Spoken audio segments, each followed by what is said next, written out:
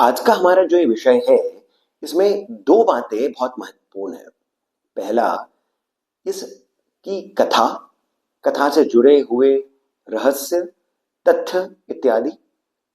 और दूसरा, इन तथ्यों को, इन रहस्यों को जान करके हमारा जो मार्ग रहे, हमारा जो मंथन रहे, चिंतन रहे, वो क्या हो। इन दोनों बातों पर ही हमारा ध्यान होना चाहिए। अब सबसे पहले हम बात करते हैं, ये जो नाम है प्रत्यंगिरा, इसका अर्थ क्या होता है।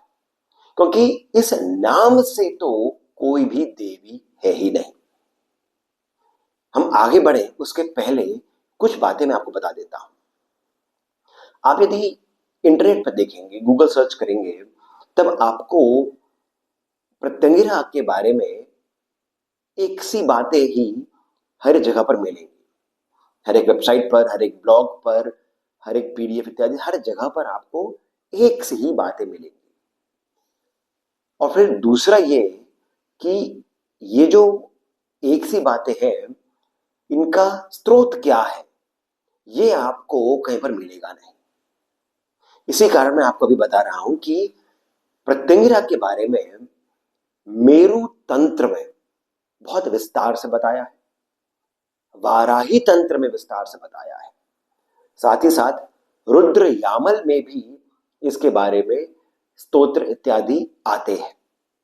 यदि आप पुराणों में जाएंगे तो पुराणों में मार्कंडेय पुराण, जिस ही में देवी महात्मा है अर्थात दुर्गा सप्तशती, उसमें भी प्रत्यंगिरा का नाम नहीं बोल करके अष्टमातृकाओं में नारसिंही इस नाम से इन देवी के बारे में आता है।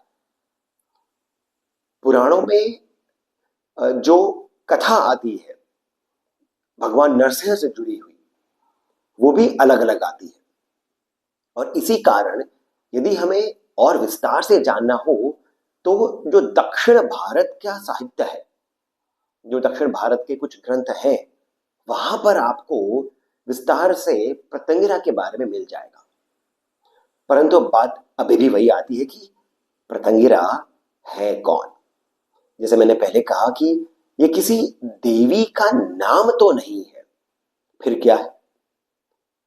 विभिन्न पुराणों से हमें ये तो पता चलता है कि देवता और दानव ये सदैव ही एक दूसरे के साथ में युद्ध करते रहे हैं।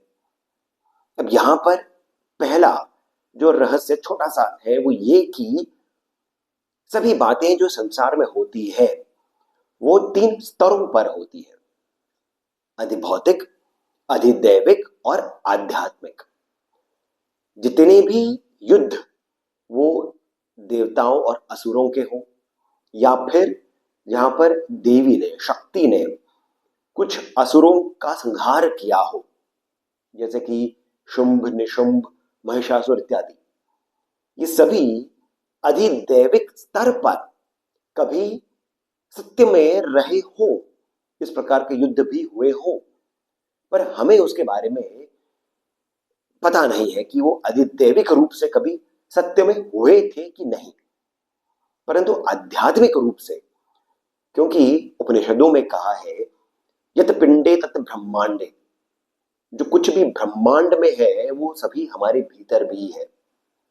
तो ये जो देवासुर संग्राम है, ये जो शक्ति के द्वारा इन असुरों का संहार है, ये सब भी हमारे ही भीतर है। और इसी कारण सभी देवता भी हमारे भीतर है, शक्ति के भी जितने स्वरूप है ये भी हमारे ही भीतर है। और इसी कारण तंत्र में जो न्यास इत्यादि होता है, करन्यास, हमारा शरीर के अलग अलग अंग न्यास, ये सभी आवश्यक हो जाते हैं कि हम अपने शरीर में अलग अलग स्थानों पर देवताओं को स्थापित करें, जहां जहां पर उनकी स्थिति होती है। तो अब जब हम बात कर रहे हैं देवता और दानवों के युद्ध की, तो वहां पर देवताओं के गुरु हुए बृहस्पति और दानवों के गुरु हुए शुक्राचार्य। ये भी जब युद्ध में अपने अपने शिष्यों का साथ देते हैं तो इनका जो युद्ध का स्तर होता है बहुत अलग होता है। ये अस्त्र शस्त्र के साथ में युद्ध नहीं करके मंत्र और उनकी शक्ति के साथ में युद्ध में अपना सहयोग देते हैं। परंतु जब हम बात कर रहे हैं प्रत्यंगिरा की, तो बात और कथा केवल इतनी सी ही नहीं रह सकती है, हमें और अधिक गहराई में उतरना होगा। ब्रह्मा के मानस पुत्रों में एक हुए अंगिरा, उन्हीं के पुत्र हुए बृहस्पति, जिनको वेदों में कहा गया है, जिनका नाम आता है अंगिरस बृहस्पति। उसी प्रकार भृगु के पुत्र हुए शुक्राचार्य, और इसी कारण शुक्राचार्य को कहते हैं भार्गव शुक्राचार्य। अब मैंने ये दोनों नाम इस प्रकार से क्यों लिए? कथा कुछ इस प्रकार से आती है कि जब देव असुर संग्राम हो रहा था, तब एक बार शुक्राचार्य ने, यानी भृगु शुक्राचार्य ने अपने और कई ऋषियों के साथ मिलकर के तंत्र की गहराइयों में उतरने का निश्चय किया। वे अपनी साधना में इतने गहराई तक उतर गए कि उन्हें एक अद्भुत सी शक्ति का आभास हुआ, एक अद्भुत सी शक्ति से उनका परिचय हुआ। ये जो शक्ति थी, ये तामसिक गहराइयों की भी और अधिक गहराई तक ये शक्ति स्थापित थी। जब इस शक्ति का उन्होंने आवाहन किया, तब इस शक्ति ने उन्हें कृतार्थ किया अपने एक रूप को दिखा करके। या तो वो रूप था या फिर शक्ति का ही आभास था। इनकी साधना से प्रसन्न होकर देवी ने इन्हीं के नाम पर स्वयं का नाम होना स्वीकार किया। अब इनका नाम तो है भार्गव शुक्राचार्य, परंतु इन्होंने जिस कारण से इस गुह्यतम शक्ति का आवाहन किया, वो जो बृहस्पति थे उनके विपरीत कार्य करने के हेतु इस शक्ति का आवाहन किया। मैं पुनः कह रहा हूं, शुक्राचार्य ने बृहस्पति के विपरीत जाने के लिए जिस शक्ति का आवाहन किया, वो यही शक्ति थी। परंतु इन शक्ति का नाम तो हुआ प्रत्यंगिरा। इसका कारण ये है कि भृगु शुक्राचार्य ने अंगिरस के विपरीत जाने के लिए जिसने शक्ति का आवाहन किया था और उन शक्ति ने इनके नाम को स्वीकार किया था, वो नाम था प्रत्यंगिरा। प्रति यानी उल्टे दिशा में जाना, प्रति अंगिरा यानी कि भृगु शुक्राचार्य, भार्गव शुक्राचार्य ने अंगिरस बृहस्पति के प्रति इन शक्ति का वाहन किया, और इसी कारण इन देवी का नाम भी हुआ प्रत्यंगिरा, प्रत्यंगिरा देवी। अब जब इन शक्ति का आवाहन किया और फिर इस शक्ति को अस्त्र की तरह देवताओं पर चलाया, तब देवता त्राहिमाम करते हुए इधर उधर भाग निकले। किसी भी प्रकार की कोई भी अन्य शक्ति, कोई भी बल इस प्रत्यंगिरा अस्त्र के आगे चल नहीं पाया, विफल हो गया। तब बृहस्पति ने भी इस शक्ति को समझने की चेष्टा करी, इस शक्ति को समझा और फिर स्वयं पुनः आवाहन किया, और फिर इस शक्ति को दानवों के विपरीत चलाया, और इसी कारण अब इन शक्ति का नाम जो अंगिरस बृहस्पति ने प्रयोग किया, इस शक्ति का नाम हो गया विपरीत प्रत्यंगिरा। तो यहां पर हमें यह रहस्य समझ में आया कि ये जो देवी है इनका स्वयं का नाम कुछ भी नहीं है, ये तो शून्य है। परंतु अपने साधक या फिर साधकों से प्रसन्न होकर इन्होंने स्वयं ने ही अपना नाम इनके ही ऊपर होना स्वीकार किया। इससे हमें एक और रहस्य समझ में आ जाता है कि भले ही ये शक्ति जो है ये प्रचंड है, तीव्र है, फिर भी अपने साधकों के लिए ये अति सौम्य है। अब यहां पर एक और रहस्य बताता हूं। शक्तियों को तंत्र में अलग अलग विभागों में बांटा है। उनके स्वरूप, उन शक्तियों के जो एक हम कह सकते हैं प्रकृति, प्रवृत्ति के ही अनुसार कुछ साधनाएं, कुछ शक्तियां सौम्य हुई, कुछ थोड़ी सी प्रचंड हुई, फिर उग्र हुई और इसी प्रकार तीव्र हुई। तीव्र से पहले घोर, यानी कि सौम्य, प्रचंड, उग्र, घोर और फिर अंत में तीव्र। प्रत्यंगिरा देवी जो है ये तीव्र की श्रेणी में आती है। अब ये जो तीव्र है इसका भी मैं आपको एक तथ्य बताता हूं कथा से। एक बहुत जानी मानी कथा है भक्त प्रहलाद की, ये सभी को पता होगा। कुछ को इस कथा के आगे की भी कथा पता होगी, जैसे कि जब भगवान नरसिंह ने अपना रूप लिया, यानी भगवान महाविष्णु ने नरसिंह अवतार लिया और हिरण्यकश्यपु का संहार कर दिया।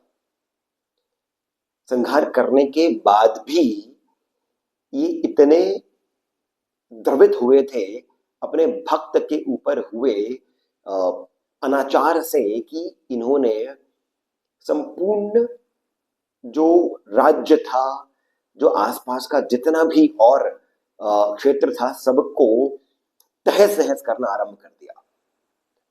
ये केवल वहां तक नहीं रुके, इनकी तीव्रता इतनी थी कि ये धरती को ही समाप्त करने हेतु अपनी शक्ति को प्रयोग में लेकर आ रहे थे। सब कुछ समाप्त होने ही जा रहा था, तब देवताओं ने महादेव की शरण ली। अब ये जो कथा है ये भागवत पुराण में यहीं तक ही रुक जाती है कि भक्त प्रहलाद ने स्वयं ने भगवान नरसिंह से विनती करी और भगवान नरसिंह शांत हो गए। परंतु अन्य ग्रंथों में, शैव ग्रंथों में इसके आगे की भी कथा आती है। महादेव से जब देवताओं ने आह्वान किया, उनसे प्रार्थना करी, तब महादेव ने, चूंकि भगवान विष्णु का जो अवतार था ये अद्भुत सा ही था, विचित्र सा ही था, तो महादेव ने भी एक शर्भ अवतार लिया, शर्भेश्वर। ऊपर का इनका अंग सिंह का था और नीचे का इनका अंग शर्भ पक्षी का था। जब ये नरसिंह के साथ युद्ध करने के लिए आए, तब ये युद्ध 18 दिनों तक चला, परंतु उसका कोई परिणाम नहीं आ रहा था। अब यहां पर इसके पहले की एक छोटी सी घटना ये होती है कि भगवान शिव ने इस शर्भेश्वर रूप में 2 शक्तियों को अपने साथ में लिया था। और इन 2 शक्तियों को भी कैसे लिया था? काली, लक्ष्मी और सरस्वती, इन तीनों ही शक्तियों का एक रूप लेकर के इन्होंने 2 भाग में बांटा। इस पक्षी के एक पंख में शूलिनी देवी को स्थापित किया और दूसरे में प्रत्यंगिरा देवी को स्थापित किया। और फिर ये अपनी मूल शक्ति के साथ में भगवान नरसिंह से युद्ध करने के लिए आए। परंतु जब युद्ध का कोई परिणाम नहीं निकल रहा था, तब शूलिनी देवी स्वयं युद्ध में आई। जब ऐसा हुआ, तब नरसिंह भगवान ने अपना एक और रूप लिया और ये था गंड भैरुंड अवतार। परंतु ये केवल गंड भैरुंड अवतार नहीं था, ये अष्टमुख अवतार था, यानी बहुत ही प्रचंड अवतार। अब इस रूप के आगे शर्भेश्वर और शूलिनी देवी, इन्हें दोनों की ही शक्ति कार्य नहीं कर रही थी। युद्ध चलता ही जा रहा था, ये संसार, ये ब्रह्मांड समाप्ति की ओर जा रहा था। तब प्रत्यंगिरा देवी ने अपना रूप लिया। ये करीब 1000 गुना बड़ा रूप था गंड भैरुंड, अष्टमुख गंड भैरुंड अवतार से भी सहस्त्र गुना। और फिर इन्होंने एक चित्कार करी, हुंकार भरी। उस हुंकार का वेग इतना था कि नरसिंह यानी अष्टमुख गंड भैरुंड जो है ये स्तंभित से हो गए। तब इन्हें अपने इस स्वरूप के जो मुख्य कारण था उसका भान हुआ और फिर ये शांत हुए। ये इसी कारण तीव्रतम कही जाती है देवी प्रत्यंगिरा। अब यहां पर एक और रहस्य ये आ जाता है जो मैं आपके इस चलचित्र के आरंभ में ही मैंने आपको बताया था कि हमारा मार्ग हमें समझने के लिए यहां पर क्या आता है।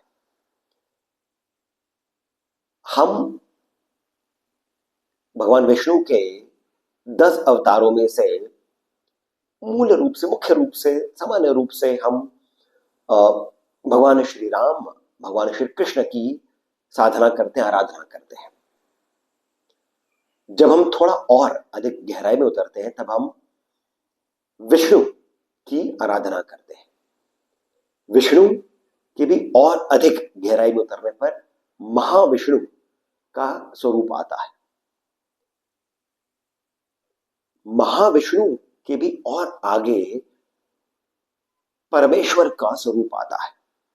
फिर वहां से उनका निर्विकल्प एक भाव आता है। ये एक गहराई आ जाती है जब हम बात करते हैं उपासना में, साधना में उतरने की। उसी प्रकार योग के अंदर भी हम योग में ध्यान करते हैं, हम प्राणायाम, कुंभक, रेचक इत्यादि ये सब करते हैं, हम हठ योग इत्यादि भी करते हैं। परंतु जब हम योग वशिष्ठ पढ़ते हैं, जितने भी ग्रंथ मैंने पढ़े हैं उनमें योग की गुह्यतम बातें जो हैं वो यदि एक ग्रंथ में कही गई है वो योग वशिष्ठ ही है। इसको केवल एक बार पढ़ने से काम नहीं बनता है, बारंबार पढ़ना पड़ता है, तब भी कुछ ही बात हम आत्मसात कर सकते हैं, और वो भी तब जब प्रभु कृपा हो। तो जब योग के अंदर हम देखते हैं कि स्तर क्या आ जाता है, एक साधक योगी बन सकता है और फिर योगी के बाद में भी या वो मोक्ष का मार्ग लेता है तो मोक्ष के अंदर भी 5 और प्रकार के मोक्ष आते हैं। योग के अंदर भी अलग अलग स्तर आते हैं, अवस्थाएं आती हैं, और फिर यहीं पर ही सिद्धाश्रम इत्यादि आते हैं, बहुत गहराई आ जाती है। उसी प्रकार जब हम बात करते हैं तंत्र की, तब हम यहां पर देख सकते हैं कि नरसिंह, शरभेश्वर, शरभेश्वर और शूलिनी, गंडभैरुंड और फिर प्रत्यंगिरा, ये इस प्रकार से गहराई चलती रहती है। हमारे लिए यहां पर समझने वाली बात यह है कि हम थोड़े से मंत्रों का जाप कर लेते हैं, कुछ महीनों तक, कुछ वर्षों तक भी हम जब मंत्रों का जाप इत्यादि कर लेते हैं तो हमें लगता है कि हम एक स्थिति तक पहुंच गए हैं। जैसे ही हमें ये लगने लग जाता है कि हम एक स्थिति तक पहुंच गए हैं, वहीं पर ही हमारे उस ऊपर उठने की जो यात्रा है उस पर एक पूर्ण विराम लग जाता है। हमारे भीतर अहंकार धीरे धीरे करके बढ़ना आरंभ हो जाता है। जब हम इन ग्रंथों को, वो तंत्र के हों, वो आगम निगम, इनके सभी के ग्रंथ हों, इनको जब हम पढ़ते हैं तब ये हमें समझना चाहिए कि हमारा स्तर कहां पर है। तो अहंकार किस बात का? हमारे सोचने से, जब हम ध्यान इत्यादि करते हैं, बहुत लंबे समय तक हम मंत्रों का जाप करते हैं, तो कुछ बातें हमारे अनुसार होने लग जाती है, हमारे कहे अनुसार बातें होने लग जाती है। ये सभी सभी सिद्धियां, ये एक बहुत छोटे से स्तर की बातें हैं। इसी कारण जन्म जन्मांतर की बातें होती है, केवल एक जन्म नहीं। और यहीं पर ही हमें थोड़ा हम्बल होकर के, थोड़ा शांत होकर के इस बात को स्वीकार करना पड़ता है कि केवल एक जन्म तक बात नहीं रुकती है। संस्कार जो है वो जन्म जन्मांतर तक चलते हैं, और तभी जाकर के हम जब बात करते हैं अनुग्रह की, वो हमें प्राप्त हो सकता है। अब हम पुनः चलते हैं देवी प्रत्यंगिरा के बारे में कुछ और बातों को समझने के लिए। जैसे मैंने आरंभ में कहा, मेरु तंत्र, रुद्रयामल, वाराही तंत्र, इन सबके अंदर बहुत गहराई से बातें कही गई हैं। तो यहां पर एक बात आती है कि भगवती काली जो है, जो जैसे काली तंत्र में भी, काली रहस्य तंत्र में भी भगवती काली को ही मूल कहा गया है। इनके भी बहुत सारे और भेद हैं। काली के, संहार काली के दो भेद आते हैं, एक प्रत्यंगिरा और दूसरी अष्टभुजा दुर्गा काली। दुर्गा काली, ये भी एक नाम आ जाता है। जो अष्टभुजा दुर्गा काली है, यही महिषासुर मर्दिनी है। और फिर दूसरी हुई प्रत्यंगिरा, ये विपरीत प्रत्यंगिरा के नाम से भी आ जाती है। ये साधक किस प्रकार से इस शक्ति का, इस अस्त्र का प्रयोग करता है, उसके अनुसार ये नाम बदल जाता है। तो यानी कि काली जो शून्य है, उनमें भी गुह्य काली। अब यहां पर अलग अलग तंत्रों में काली का जो मूल रूप जो है, जो गहराई लिए हुए है, गुह्यतम, उसमें जो नाम आते हैं, उसके अंदर कुछ तंत्र में, कुछ ग्रंथों में गुह्य काली आती है। ये भगवान श्री राम की कुल देवी थी, यानी इनकी जो साधना है भगवान श्री राम ने स्वयं ने करी थी। प्रत्यंगिरा जो है, यही अलग अलग नामों से और आती है, जिनमें नारसिंही एक नाम आ जाता है, सिद्धि लक्ष्मी एक और नाम आ जाता है, निकुंभला देवी नाम आ जाता है। निकुंभला देवी वही है जो रामायण में आती है। ये रावण की कुल देवी थी निकुंभला, और इनकी शक्ति से भगवान श्री राम परिचित थे। इस ही कारण लक्ष्मण जी को भेजा था हनुमान जी के साथ मेघनाद की उस साधना को तोड़ने के लिए, भंग करने के लिए। नहीं तो यदि वो साधना सफल हो जाती तो फिर परिणाम कुछ और हो सकता था। अब यहां पर मैंने एक और नाम लिया, सिद्धि लक्ष्मी। ये बहुत अद्भुत सी, सुंदर सी बात भी आ जाती है। गूढ़ है, परंतु बहुत सुंदर सी बात भी ये है कि सिद्धि लक्ष्मी जो है, ये काली का ही एक स्वरूप है। नाम है लक्ष्मी, परंतु ये काली का ही स्वरूप है। इनकी कथा क्या आती है कि एक बार एक असुर हुआ। ये जो असुर था, इसका नाम था विपुल, नाम मुझे ध्यान नहीं आ रहा है, विपुलासुर। विपुलासुर के नाम से ये जो असुर था, ये एक बार अष्ट ऋषि जो महालक्ष्मी की साधना कर रहे थे, उनको प्रताड़ित करने के लिए, उनको तंग करने के लिए ये विपुलासुर जो है ये पहुंचा। इन अष्ट ऋषियों की रक्षा के लिए महालक्ष्मी ने जो स्वरूप लिया वो सिद्ध लक्ष्मी का था, और कथा के अनुसार कमल से इनकी रक्षा करी, कमल को कवच बना करके। परंतु जो कमल था वो 562 पटलों का था, 562 पटलों का कवच था, कमल था, जिससे कि इनकी रक्षा करी। यही प्रत्यंगिरा देवी है, सिद्ध लक्ष्मी काली का ही स्वरूप है। ध्यान मंत्र में, मेरु तंत्र के ध्यान मंत्र में प्रत्यंगिरा देवी के एक नाम आता है कृष्णांगी।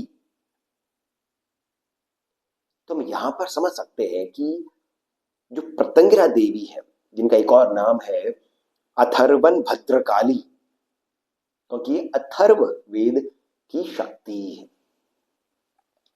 तो ये जो देवी है, ये पहली बात तो ये कि ये वेद और तंत्र दोनों को जोड़ने वाली देवी है। जैसे कि लक्ष्मी है, जो पंचरात्र तंत्र है, जो वैष्णव तंत्र है, ये वहां की मुख्य देवी है, और वेदों में भी श्री सूक्त इत्यादि में इन्हीं की बात करी गई है। उसी प्रकार से दुर्गा की भी बात आती है वेदों में, उपनिषदों में, और दुर्गा तंत्र में भी आती है। वैसे ही देवी प्रत्यंगिरा भी अथर्ववेद में आती है, अथर्वन भद्रकाली के नाम से, और यही तंत्र के अंदर भी प्रत्यंगिरा के नाम से आ जाती है। ये केवल आगम और निगम को ही नहीं जोड़ती है, ये जो भेद हमारे भीतर रहता है शिव और विष्णु का, उसको भी ये मिटा देती है। इनके ध्यान मंत्र में यदि कृष्णांगी नाम आ रहा है, और ये भैरव पत्नी के नाम से भी जानी जाती है, तो ये इसी रहस्य को दर्शाता है कि शक्ति जो है यही मूल है। सभी कुछ ब्रह्मांड, ब्रह्मांड के भी जितने भी गहरे रहस्य हैं, ये सभी शक्ति से ही जनित है। अब इतनी सारी बातें मैंने जो बताई हैं, इसके बाद में एक और बात समझनी आवश्यक हो जाती है, जो कि आप सभी के लिए भी बहुत महत्वपूर्ण हो जाता है। पहली बात तो ये कि ये जो देवी है प्रत्यंगिरा, चूंकि ये तीव्रतम है, इनकी साधना बिना गुरु के कदापि नहीं करनी चाहिए। बहुत मंत्र आपको ऑनलाइन मिल जाएंगे, परंतु कभी भी आप इनकी साधना स्वयं से ही नहीं करें, भूल कर भी नहीं करें, टेस्ट करने के लिए भी नहीं करें। ये देवी जितने भी प्रकार के तांत्रिक प्रयोग होते हैं उनको काटने में सक्षम है। वो जितने भी हो, बड़े से बड़े, सबको ये काटने में सक्षम है। विपरीत प्रत्यंगिरा जो है वो उसी शक्ति को पुनः जिसने किया होता है उसी के पास भेज देती है। काली शक्ति कोई हो गई है, कोई उच्चाटन, मारण, मोहन इत्यादि जो प्रयोग होते हैं, इन्हें सभी को ये संभित कर देती है। परंतु यहां पर एक बात समझने वाली ये है कि आज के समय में कोई ऐसा साधक नहीं है, होंगे तो कोई इक्का दुक्का कोई होंगे, जो मारण, मोहन, सम्मोहन, वशीकरण इत्यादि कर सकते हैं। ये इस प्रकार के जो कार्य हैं उनको करने के लिए भी साधक के पास उस प्रकार का तेज होना होता है। तो ये कोई साधारण बात नहीं है कि लोग ऐसे ही बोल देते हैं हम पर कुछ प्रयोग किए गए हैं। साधारण बात नहीं है। यदि करे भी गए होंगे तो बहुत ही निम्न स्तर की बातें होंगी। वो उनको रोकने के लिए आप हनुमान जी का साधारण मंत्र ही कर सकते हैं। हनुमान जी के भी बहुत उच्च कोटि के प्रयोग होते हैं, परंतु हनुमान जी का साधारण सा मंत्र भी कर सकते हैं। भगवती दुर्गा का जो सामान्य सा जो मंत्र होता है उससे भी आपके सारे जो जो कर्म होते हैं वो सब कट जाते हैं। परंतु यहां पर जैसे मैंने कथा कही थी ऋषियों की, वहां से जो समझने वाली बात हमारे लिए है वो ये कि ये जो देवी है ये अंत में तो ये भगवती ही है, भवानी है, अंबा ही है, माता ही है। भाव के अनुसार ये कार्य करती है। यदि आपके भाव में मां का आप एक स्वरूप लेकर के इनकी उपासना करेंगे तो ये सभी प्रकार के जितने भी पितृ दोष होते हैं, काल सर्प दोष होता है, दैव जो दोष होते हैं जो जन्म के साथ ही आते हैं, उन सभी का केवल यही एकमात्र गारंटी के साथ में निवारण है। केवल इतना ही नहीं, जो ग्रहों के जो दोष होते हैं, राहु केतु जितने भी आपके ग्रह वो कितने भी बुरे प्रभाव आप पर डाल रहे हो, देवी प्रत्यंगिरा उन सभी को पलट देती है। धन, सम्मान, रक्षा, देवी प्रत्यंगिरा अपने साधक की, और केवल साधक ही नहीं, अपने उपासक की प्रत्यक्ष रूप से करती है। ये इतनी तीव्र है कि यदि आपने इनके कुछ ध्यान मंत्र जो आप कर सकते हैं, केवल ध्यान, वही आपने यदि कुछ जो मुख्य दिवस होते हैं जैसे नवरात्र इत्यादि हो गए हैं, उनमें यदि जैसे होली, दीपावली, इन सब में यदि आपने इनके ध्यान मंत्र को भी, जो बहुत सरल सा एक मंत्र है जिसके लिए आपको इनिशिएशन की भी आवश्यकता नहीं है, केवल ध्यान के लिए कि माता मुझ पर कृपा करें, केवल इस भाव से भी यदि आप इनका जाप करते हैं, इनकी प्रार्थना करते हैं, तो आपको त्वरित रूप से इसका फल देखने को मिल जाता है।